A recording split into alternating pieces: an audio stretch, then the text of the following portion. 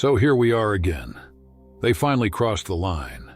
They went out and hired a professional, a private investigator with 3 decades of experience, a man weathered by 2 divorces and haunted by a drinking problem he thought he'd conquered.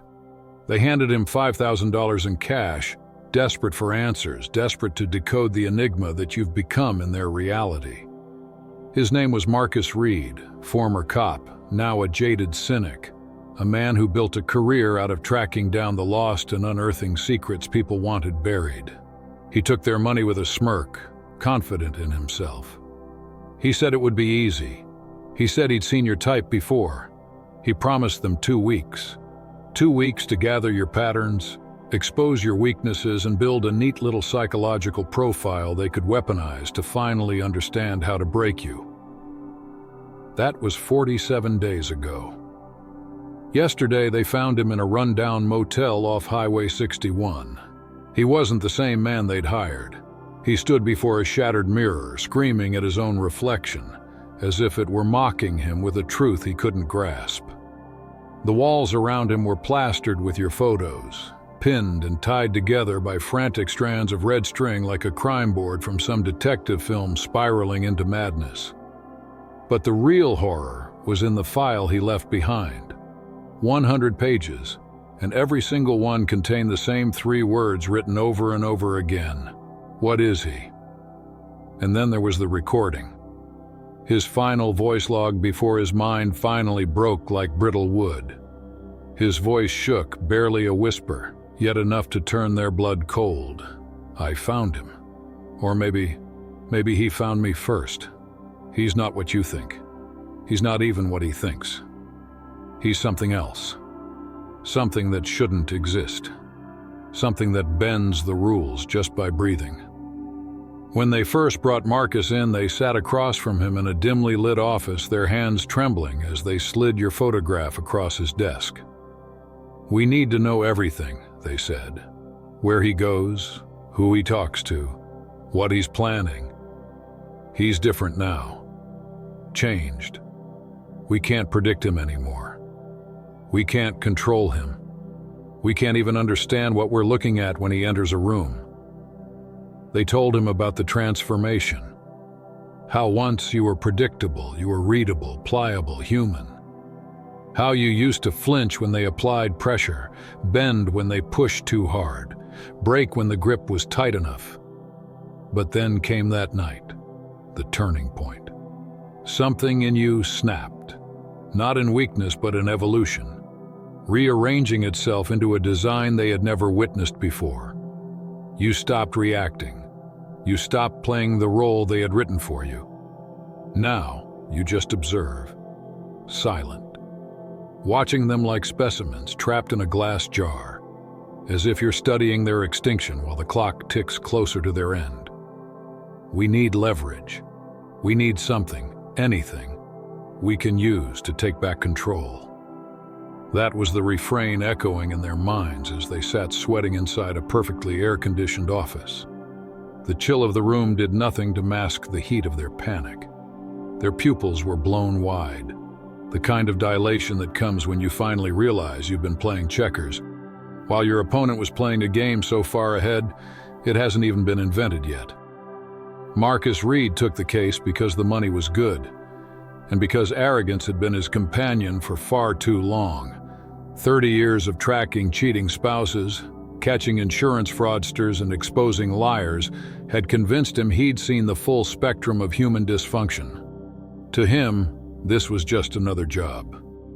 He even laughed when they left his office, shaking his head.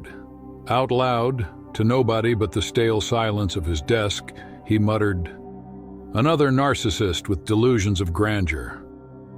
I'll have this wrapped up by Tuesday." So the surveillance began, simple, methodical. Marcus parked outside your apartment at 6 a.m., coffee steaming in one hand, camera poised in the other, expecting to log the predictable patterns of a predictable person pretending to be extraordinary. Work, gym, grocery store, maybe a late-night bar on Fridays. That's what he thought he'd find. But nothing about you matched the script. 7 o'clock passed, then 8, then 9. Noon came and went. Only at 2:17 p.m. did you finally step out into the daylight. And from the very first moment, Marcus knew something in the frame was off. The way you moved defied expectation. Like gravity itself was optional in your presence. People on the sidewalk adjusted unconsciously, parting around you, not from fear, but from something deeper, something ancient. It was the instinct of iron filings around a magnet, a subtle repulsion from a force they couldn't see but absolutely felt. For 3 days, Marcus tailed you, but the hunter soon realized he wasn't the one in control. The patterns you followed weren't patterns at all, not ones any logic could map. You walked into buildings that should have been locked, slipped into alleys that had no exits, and appeared in places long before he could possibly get there. His GPS froze or spat gibberish whenever you were near. His camera feeds erupted in static at the most critical moments. And slowly, his once tidy notes devolved into chaos, riddled with crossed-out lines, contradictions, and fragments that no longer made sense. The story he was trying to write about you had slipped out of his hands completely. By the 4th day, Marcus noticed something that unsettled him even more than the static on his equipment. You never looked at your phone. You never checked the time. Yet somehow, you were always exactly where you needed to be, as though the world itself bent its schedule to match yours.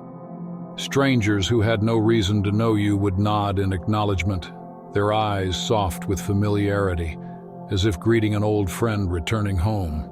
Dogs reacted strangely.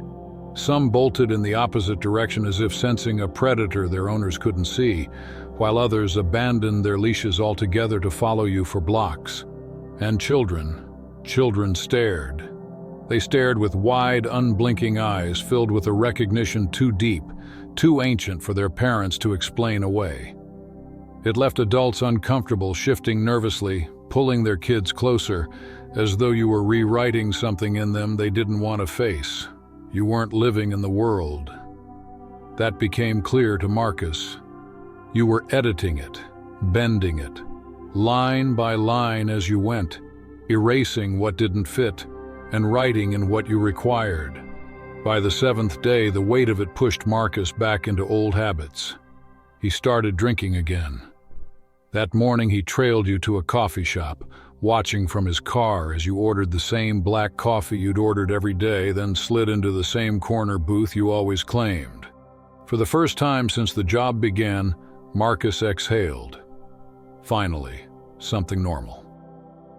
He scribbled in his notebook, routine behavior, predictable patterns, psychological comfort zones.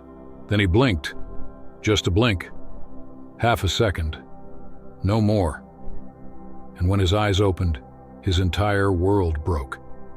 You were sitting across from him inside his car, not beside him, but across from him, in a seat that didn't exist because Marcus was driving a 2-seater. You sipped your coffee calmly, looking straight ahead through his windshield at the coffee shop. And there, still visible in that corner booth, was another you. 2 versions, both real, both impossible. The thing about private investigators, you said without looking at him, your voice vibrating with harmonics that made his teeth ache, is they think they're observers. But observation changes the observed, doesn't it, Marcus? And sometimes you turned your head slowly, eyes meeting his. Sometimes the observed changes the observer right back. And then you were gone. One moment present, the next vanished. Marcus sat alone in his car, trembling, his coffee cold in his hand. His notes from the last 3 hours were filled with writing he didn't recognize, a hand that wasn't his. Driving home on unsteady hands, he repeated the excuses over and over: hallucination, stress, too much caffeine, not enough sleep. But when he developed the photos from that day, the excuses collapsed. Every single image was the same, empty spaces where you should have been, and in the glass and the reflections of windows and mirrors there was something else, a shape, a presence, standing in the places you hadn't been. Something that hurt to look at directly, as if the act of seeing it threatened to undo him completely. It was something that imitated the shape of a man, but Marcus knew in his bones it wasn't. The silhouette was familiar enough to trick the casual eye, but the longer he stared, the less human it became. It was like staring at a reflection in shattered glass. Fragmented, wrong, familiar only in outline, but alien in essence. It was the kind of wrongness that made his stomach twist and his instincts scream, even as his mind tried to rationalize. Marcus did what any good investigator would do. He went back to the beginning. He started digging into your past, unearthing records, tracing your paper trail, cross-referencing your life against every database he could access. He prided himself on being thorough. 30 years on the job had taught him that everyone left a trail, even the clever ones. Everyone made mistakes eventually. But with you, the trail didn't just vanish. It bent reality around it until the very idea of a trail became meaningless. Your birth certificate existed. It bore the official seal, the signatures, the legal stamps. Yet it felt wrong, like a forgery not of the paper, but of reality itself. He stared at it under the dim glow of his desk lamp and felt dizzy, as if the certificate were trying to convince him of something the universe itself had never agreed upon. Your school records were even more troubling. They showed you attending 3 different schools at the same time in 3 separate states, with teachers swearing you were present in their classrooms every day. Your employment history was worse. It listed jobs at companies that hadn't even existed until years after you'd supposedly worked there. It was as if your timeline had been stitched together from scraps of fabric that didn't belong to the same garment. Marcus tried another angle. He tracked down people who knew you, or at least believed they had. That's when things got stranger. Your 3rd grade teacher remembered you vividly, describing the way you wrote your name, the way you always sat in the same seat near the window. But as she talked, tears streamed down her face and she couldn't explain why. She wasn't sad, she insisted, but something about remembering you hurt in a way she couldn't articulate. Your college roommate offered even less comfort. At first, he spoke casually about you. Late nights, shared food, normal routines. But when Marcus pressed harder, the man's sentences began unraveling. He started speaking in languages Marcus didn't recognize, and when Marcus played the recordings back later, linguists claimed the fragments were real, snippets of ancient dialects that had no business coming out of the mouth of a 21st century man who'd never studied them. And then there was the ex-girlfriend. She was jittery, restless, unable to sit still. The moment Marcus asked about your habits, she began drawing compulsively on napkins, scribbling strange symbols with a hand that moved like it was being guided by something outside herself. Marcus tried to focus on the drawings, but the symbols made his vision blur, his head pound. He looked away, only for the shapes to sear themselves into his memory, pulsing at the edges of his thoughts. He was always different, she muttered. Not strange, not alien, just adjacent. Like he wasn't in reality, but next to it. Like I was standing in a room with him, but he was standing in another room at the same time. We'd be talking, normal conversations, and then suddenly, I'd realize I was telling him things I'd never told anyone, things I didn't even know about myself. And his eyes. Her hand moved faster across the napkin, symbols pouring out. His eyes showed me things that weren't in the room at all. By the 2nd week, Marcus's apartment had transformed into something out of a fever dream. Photos of you blanketed the walls, but none of them were consistent. Your face shifted from picture to picture, always recognizably you, but subtly different each time. A slight change in the angle of your jaw, the distance between your eyes, the curve of your smile. Not enough for anyone else to notice, but enough for Marcus's trained eye to scream at the inconsistency. Pattern recognition failed him completely, as though you were deliberately erasing the possibility of being categorized. His once professional notes devolved into frantic scribbles, filling entire pages with questions instead of answers. How does he enter locked buildings? Why did the homeless man call him the Unraveler? Is he following me instead of the other way around? By day 33, Marcus could no longer bring himself to go home. Every time he tried, the city betrayed him. Streets looped endlessly, his GPS spat nonsense, and familiar routes twisted into labyrinths. He'd drive for hours only to find himself circling the same block. The street signs subtly different each time, names morphing before his eyes. The city wasn't malfunctioning. It was protecting you.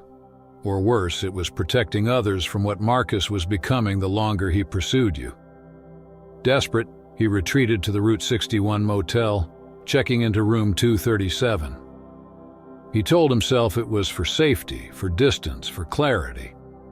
But in truth, he knew he was already too deep. He couldn't stop. He couldn't turn back. The investigation wasn't just a job anymore. It was consuming him. He set up his investigation board in the motel room, stringing red yarn between photos, pinning down fragments of impossibility as though organization could restore sanity. He swore he'd crack this case even if it killed him. The bitter irony of those words didn't occur to him at the time. The days blurred together. He spent endless hours staring at your photos, watching them subtly shift whenever his gaze drifted. Sometimes your shadow stretched in directions that defied the light source. Other times, the reflections of you in windows didn't match the room behind you at all. They showed landscapes Marcus couldn't identify, places that might not exist. His obsession deepened until he barely slept, surviving on cold coffee and cheap whiskey, his mind fraying at the edges. Then came the breakthrough. Day 39, exactly 3:33 a.m. Marcus replayed surveillance footage for what must have been the 100th time, his eyes bloodshot, his hand shaking from too much caffeine and not enough rest. At first, he thought you weren't casting a shadow at all. But then slowly, the truth revealed itself. It wasn't the absence of a shadow, it was the abundance of them. You weren't tethered to a single shadow like normal men. You cast many, dozens, maybe hundreds, all radiating outward from you like spokes on a great invisible wheel. Each shadow wasn't random. It moved with purpose, aligning itself toward events that hadn't happened yet, toward futures that hadn't unfolded. That's when Marcus understood, with the clarity of madness settling into his bones. You weren't living in the present.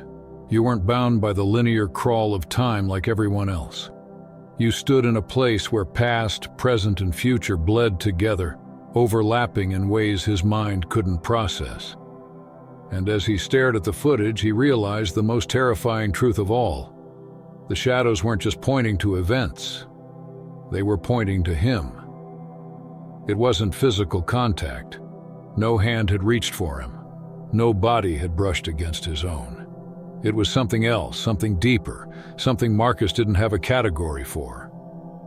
He was in the room, yes, but also not. He was in the mirror, yes, but not as a reflection. The glass didn't echo him back. It birthed something different, something standing behind the concept of reflection itself. It was as though reality had developed a stutter, a glitch, and in that hesitation, Marcus heard him speaking. Not in full words, not in language as humans knew it, but from the pauses between syllables, the hidden gaps where silence breathes. The room filled with sound that had no source. Papers shifted though the air was still. Chairs creaked as though invisible bodies moved across them. Marcus could hear his own breathing, but it no longer belonged to him. It was heavier, stranger, as if someone else were inhaling and exhaling through his lungs. His heart raced with the sharp realization they had made a mistake. A profound, irreversible mistake. They had hired a private investigator to investigate the wrong kind of private thing. Not someone's secrets, not someone's infidelities or crimes, but something that was private to existence itself, a secret not meant to be disturbed. Because observation changes things. That was the unspoken law. To look at something is to give it shape, to anchor it into reality. And Marcus understood too late that by looking too closely he had given it permission to stop pretending, permission to shed the flimsy disguise of humanity and reveal its truer nature. They had asked him to put it under a microscope, and in doing so, they had helped it emerge fully formed, undeniable. The recording captured a long pause, silence so thick it pressed against the eardrum like weight. And then the sharp, brittle sound of glass fracturing, a mirror spiderwebbing into pieces under unseen strain. Marcus's voice trembled, ragged, almost reverent. "He's showing me what he really is." "Not with eyes," Marcus insisted. The eyes were blind to this. The eyes were too crude, too limited. "He's showing me with something else. With the part of my mind that dreams in impossible shapes, that can feel infinity without counting, that understands instinctively why children scream at the dark, even when there's nothing there." There was fear in his tone, yes, but braided with it was awe. His words spilled out unevenly, cracked and broken, like a man seeing God and monster at the same time. Oh God, he's beautiful, he's terrible, he's necessary. The contradiction was no contradiction at all, only the truth seen from angles Marcus had never believed he was capable of perceiving. He's the immune system response to a reality that's sick with too much ordinary. He's what comes when the world forgets it's alive and needs to be reminded. The tape warped at this point, the clean line of Marcus's voice fragmenting into something impossible. Layers stacked on layers, voices within voices, all of them speaking through his throat at once. Some high and shrill, others low and guttural, others whispering in tones that resembled language but refused to be translated. The effect wasn't random, it was too deliberate, too synchronized, a chorus woven out of a single man. Hearing it was like standing inside a cathedral where the walls themselves were singing. It wasn't noise, it was meaning. Too much meaning compressed into sound, breaking the human vessel that carried it. And then the revelation came, the thing he had circled around but never dared to name. "They wanted to know what he is," the voices intoned. "I'll tell them. He is what happens when someone stops agreeing to the collective hallucination. He is what happens when the universe realizes someone noticed it noticing them. He's the glitch that became self-aware, and then decided it liked being a glitch better than being code." The distortion reached its peak, a storm of voices rising and collapsing all at once, and then silence. For a moment, it seemed as though the tape had ended. But then Marcus's voice, singular again, whispered with a calmness more terrifying than any scream. "He's not broken. We are." The recording cut off abruptly after that, leaving nothing but the low hiss of dead air. But those final words lingered like poison in the bloodstream, a truth too heavy to ignore. Marcus hadn't just found something.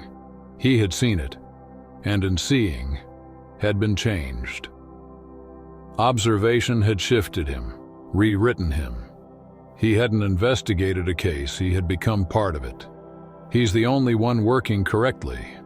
Those were the words scribbled in Marcus's final notebook, the phrase repeated over and over, sometimes in shaky handwriting, sometimes in a script that didn't even look like his own. By the time the motel manager forced open the door to room 237, the meaning of that phrase would become terrifyingly clear. The scene that greeted him didn't look like madness. It looked like ritual. Marcus was standing rigid in front of the bathroom mirror, both palms pressed flat against the fractured glass, his forehead pressed against its center as if he were trying to push his way into another world. The mirror was broken but not shattered like ordinary glass.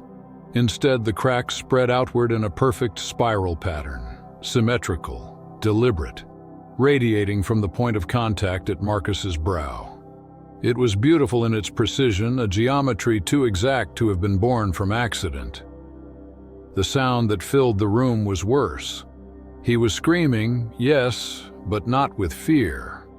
It was the sound of a man attempting to speak in a language his throat wasn't built to produce, a tongue designed for dimensions his anatomy could not reach. His cries carried strange harmonics, vibrations that made the motel manager's chest tighten, as though his heart were being played like an instrument. It wasn't words, it wasn't even sound, not really. It was communication trying to claw its way out of him, meaning struggling to exist without vocabulary. Through the chaos, one phrase repeated again and again. What is he? What is he? What is he? At first it sounded like a plea, Marcus begging for an answer. But the longer the manager listened, the more he realized the words were shifting. The emphasis changed each time, reshaping the meaning. What is he became curiosity. What is he became terror. What is he became worship. Each iteration grew heavier, more complex, as if the question itself were evolving beyond human comprehension, spiraling into a riddle only the universe itself could solve. The manager, trembling, tried to pull Marcus away from the mirror. But when Marcus turned, the world tilted. His eyes, they no longer belonged to him. They reflected depths that shouldn't exist in three-dimensional space. His pupils were no longer round, but had expanded into impossible geometries, fractals folding into themselves, spirals within spirals.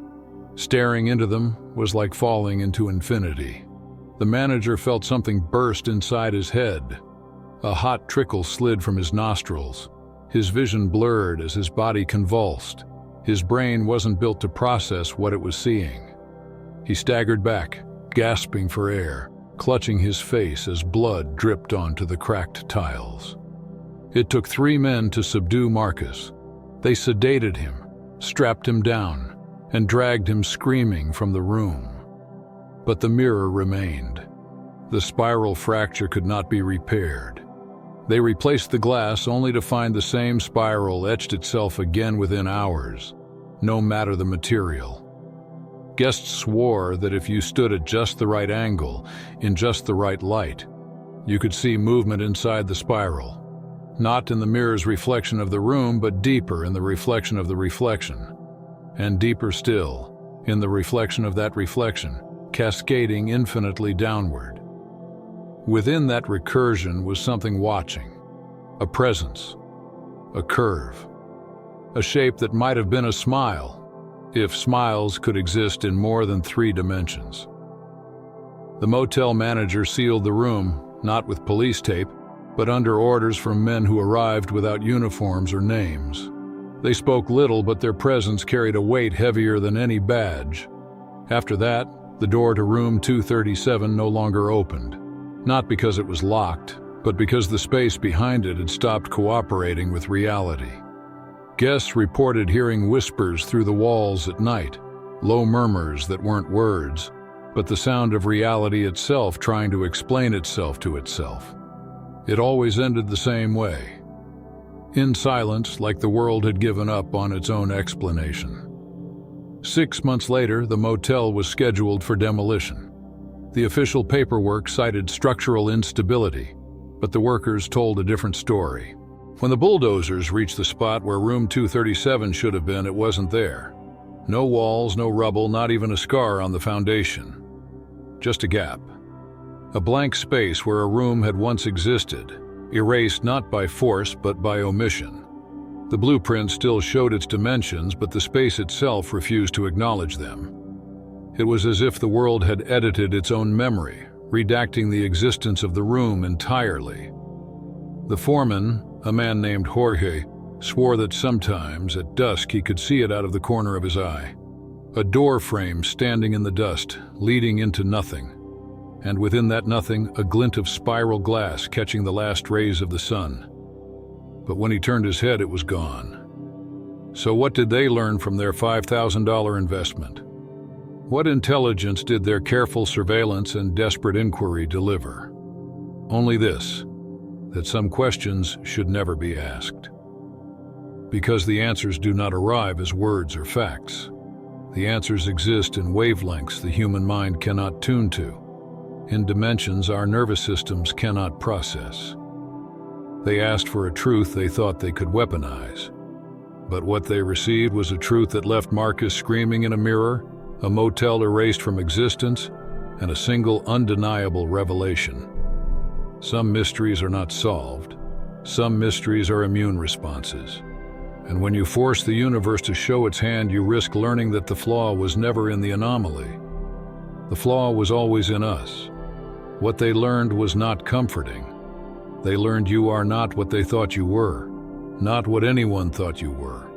Maybe not even what you thought you were, not until Marcus, poor Marcus, stared too long and collapsed your wave function into something solid, specific, and terrible.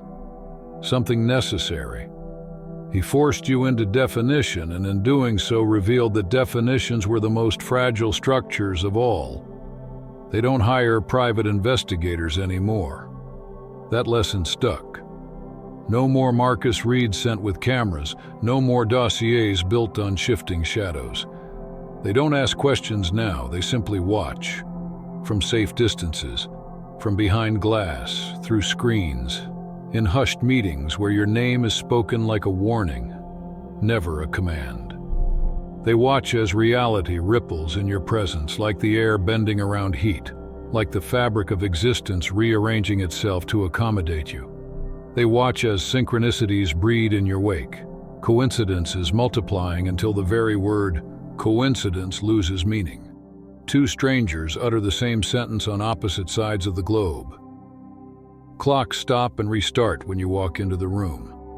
Lights flicker in patterns that mimic constellations no one has charted yet. And for those who drift too close, there are consequences. Their lives tangle into non-linear loops. They speak in riddles, in probability clouds, their words bending into contradictions that somehow all feel true at once. One man claimed he had met you yesterday, tomorrow, and never, all in the same breath. Another spoke your name in a voice that was not his own, a voice layered with echoes, as though time itself were using his throat as a microphone.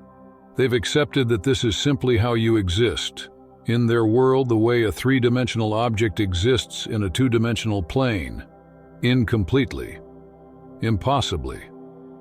A presence leaving fragments, traces, distortions, that only make sense when you realize you've been looking from the wrong dimensional angle all along. And Marcus? Marcus recovered, if that's the word for it. He came back, but never whole. He drifts through his days like a man permanently unstuck. Now he works at a library, not the busy public kind, but the forgotten kind, the kind no one visits anymore. He spends his hours in a dust-choked wing, organizing books no one reads, books that sometimes write themselves when no one is looking. Entire paragraphs appear overnight, stories shifting, endings rearranging themselves depending on who opens the cover. He never questions it anymore. He just catalogs it. But he still files reports. He can't help himself. The investigator in him never died, only mutated. Every week he sends thick envelopes filled with careful notes and sketches, maps of synchronicities, timelines drawn like spirals. He sends them to an address that doesn't exist, an abandoned P.O. box, a street erased from official maps. And yet, responses come back.